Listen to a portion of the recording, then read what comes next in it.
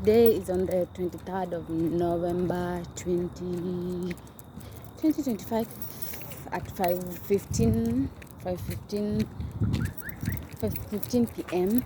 So as I was reading the Bible from Acts 24 to 26, chapter 24 to 26, the main complaint that the Jewish people had against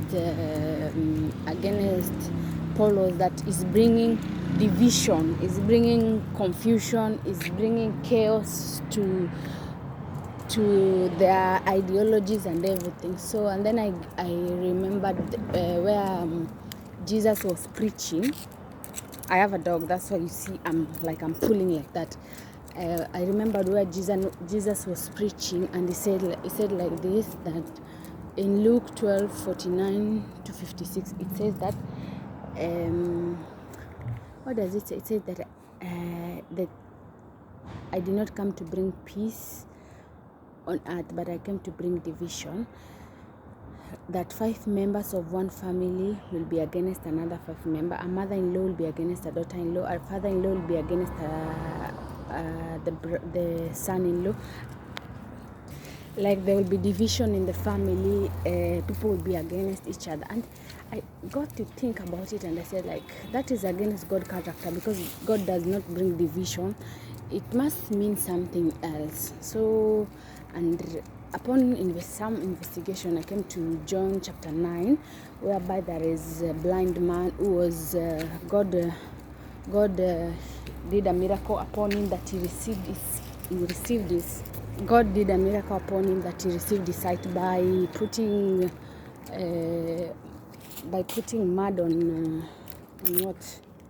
By putting mud on the soil, by putting his saliva on the soil and touching his eyes and telling him to go wash at the pool of Siloam.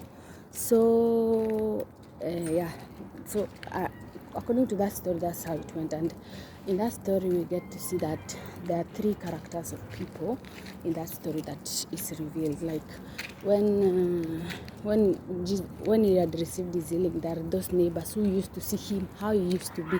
He used to see the raw version of that man, his blindness, his weakness, and everything. So those neighbors, when they saw him again and they had received his sight, they were so surprised and they wondered, like, is this that same man? Some said that no, it's not the same man. Some said it is him, but now he's seen. And what happened? So sometimes people will hold you to your past, like how you used to live. They will be holding you to that particular ideology, the way you used to talk, the way you used to they will hold you to your past. But you now, after you have received Christ, you just have to sometimes to ignore people. It's like to ignore what they say, because they don't know. Even in 1 Corinthians 5:17, it says that I am a new creation through Christ Jesus. So they don't know God has already saved you, but they will be, every time they meet up with you or every time they see you, instead of embracing the new you, they will be judging you and perceiving you and dealing with you with their old past. Like they will be judging you from that perspective. They won't receive the new you. They will just be saying, oh, like this. Their mindset is already on the old you. So for you, you don't say like, I wish they can accept the new me. No, just sometimes you just have to go with it, that some people will never accept the new you. That's them. And you yourself, don't try and go back to your old self so that you can fit into their perspective, or so that you can fit into their mindset. Live the true you that Christ has called you to be. And then the next particular people are his parents, the parents of that man. The parents of that man, if I had a child, and that child, because now they were asked if, like, is this your son who was born blind and he couldn't see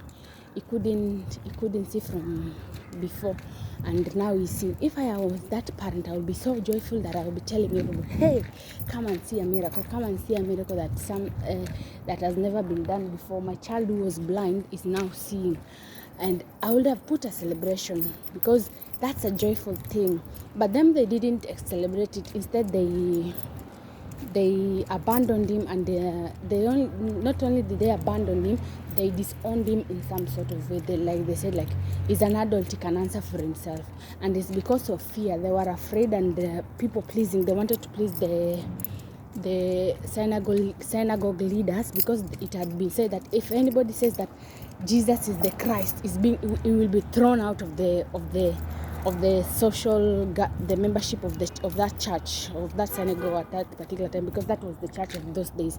So that was the word that was said, that if anybody that says that Jesus is the Christ, he will be thrown out. So due to fear, the parents even didn't celebrate with their child that their child has received the sight again. They were afraid of that. So those were the parents. Sometimes you can find that you have received Christ, and maybe, let's say, you are coming from just not a Christian family, and then because you have received Christ, this is the division that Christ was talking about. You might find you have received Christ, and they will disown you. They will just, like, your family will disown you. It's like you have done such a big mistake. They will just disown you, like you have done a big mistake. Like, but sometimes you don't. It is painful that your blood can reject you because you have received Christ, but don't allow that to keep you from seeking Christ and going for Christ more. And also, sometimes you might find that you're coming from a Christian family, but because maybe, let's say, you're from a different denomination, and then you get a revelation of another denomination. I can use an example. Maybe you are from Catholic, and then maybe you receive Christ and you begin to go to Pentecostal, and that is a different ideology for your maybe parents. And they say that they will tell you, is either you continue to be Catholic or you be Pentecostal and we abandon you. I'm not saying the Pentecostal is better, but I'm just using an example. Or it is only.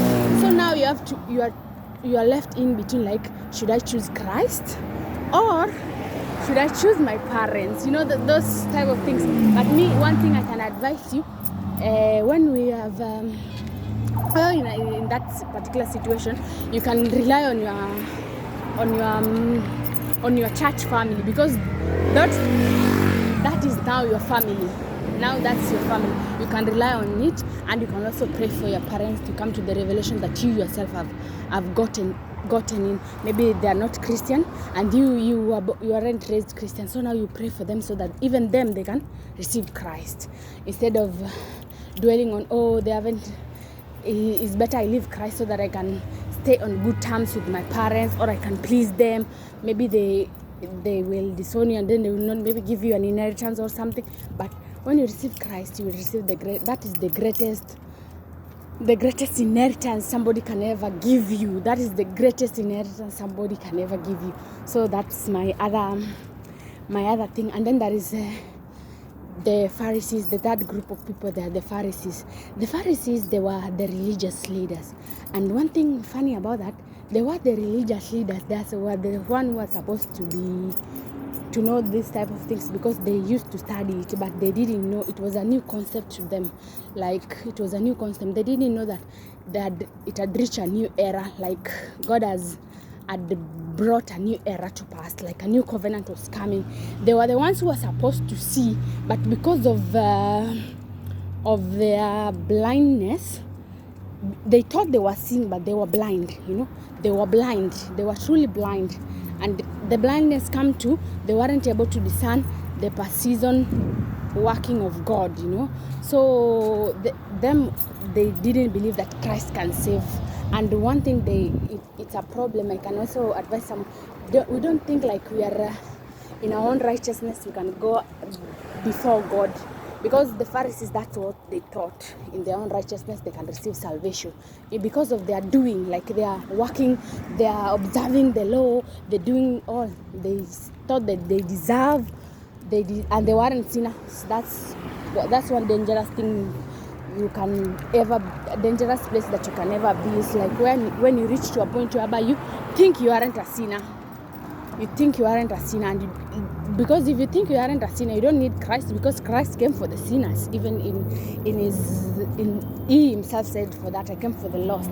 So if you think like that, it puts you in a position whereby you can't receive Christ. So the Pharisees, they're that group of people whereby they are the religious leaders. Maybe you might find like they are the religious leaders, but they are not. They aren't well.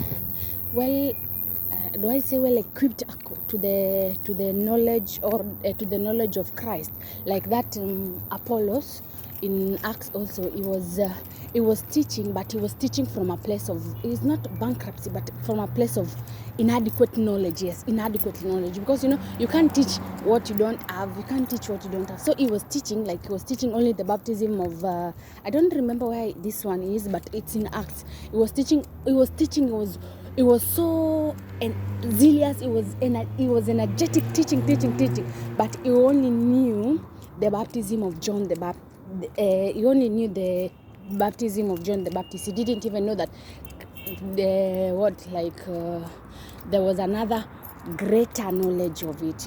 We are always growing. Even in heaven, we'll be still learning about God. So he didn't know another dimension of God. So when Aquilus and his wife Priscilla took him aside and explained to him more the knowledge of God, so he was equipped. And one thing I can say about that Apollos, he was a good man, and he was humble, because he was willing to learn. He was malleable enough to learn, because some people they have reached to a point whereby like they think what they have is all enough, is enough, so they don't learn anymore. So that is the third group of people. And also on this story of John 9, we can also say that we shouldn't, normally we think like, oh, if Christ come, he may touch my, when we are praying, I want something from God. We shouldn't be, God works in mysterious ways. We shouldn't just put God in a box that this is how he must do it, and if he doesn't do this way, there isn't another way. We should be open to possibilities. Like he can use anything for a miracle. Who knew that you can put saliva on mud and then you put on somebody's eyes and that person receives their sight? Nobody knew. That was a new thing. So we shouldn't box God when we are praying like, oh God, maybe, like for instance, it's not normal. It's not, I don't want to say it's not normal. It is not known that a virgin can give birth. That is an extraordinary concept towards our mindset. So when Mary gave birth, she was a virgin. So we shouldn't box God. Like God can use a lot of things. So we should be open, pray to God, and let him use his power to work mysterious things in our lives. And yes, to work mysterious things in our life. We shouldn't box God only one way. I want you to work it this way. And we should be open and ready to receive it. We shouldn't be like thinking, oh, this is the only way he will show up, or this is the only way he will answer. We should be open to receive. Even just be open, because God can use anything to bless you. And another one, like, so we go back to the division part of it, like what I say that God does not now the division part of it, that I said that God is not like, is out of his character, the way he said that he will bring division. It wasn't necessarily division like per se the division that we normally see, but the division comes in this way. When we accept Christ, there is a lot of things that will change in us. There is a lot of things, our mindset, the way we live. So the division comes by whereby maybe our families, they will not accept us. That's a division. It will be like your ideologies and my ideologies, what they hold dear and you what you hold dear. Like we can say like you will be different, totally you will be different. So your mindset, that's the division part of it. You'll be working on, a different set of rules and standards for yourself that sometimes that you can't explain to people. People might think like, oh, this person is pretending, or no, not even pretend. This person has so changed, and they will wakikutenga. Sir, that's the division part of it. So it's not that we say that Christ, like God is double-minded or something. No, that's the division part of it. It means that when you accept Christ, there is always a chance. Not there is always, it's always that the people that you are close with, if they are living in different standards, there will be a division there. It's either them they grow, or you shrink yourself, you shrink your light so that you can be able to fit in their standards. But one thing I can advise you, don't ever dim your light, dim what you're learning, and not what you're learning, what Christ has given you, so that you can be able to fit in human standards. Just be you, and God will send you your people. God will send you your people. Like, as you continue, God will send you your people, those that will definitely understand you, those that will understand you, those who you will be close with, those who you will do life with. And God bless you.